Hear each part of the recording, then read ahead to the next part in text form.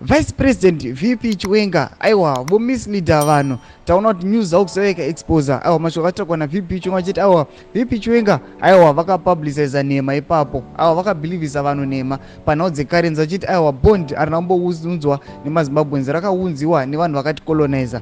Tisati tapinda mashoko avataura nokutibva wasubscribe ulike utina on the bell icon nokuti zvichinyogwa panapa pa the news akusanyora vachiti Vice President Constantine Chiwenga left the nation in a state of disbelief a few days ago as he brazenly misled people, rewriting Zimbabwe's well-documented monetary history, claiming the new abandoned bond note was a Rhodesian currency initiative.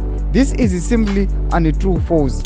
Rhodesia did not have bond notes, but pounds and then dollars.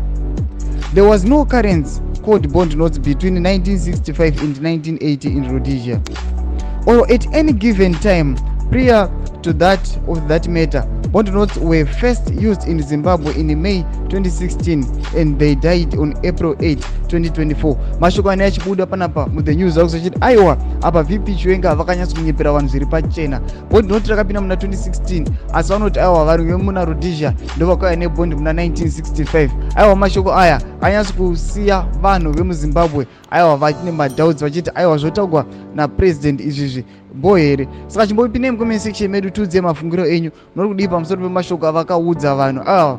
Pinai mucomment section medu musangano no subscribe kulike channel on the bell icon. Tongoshama updates anokupa pano paZVAITWA News Live.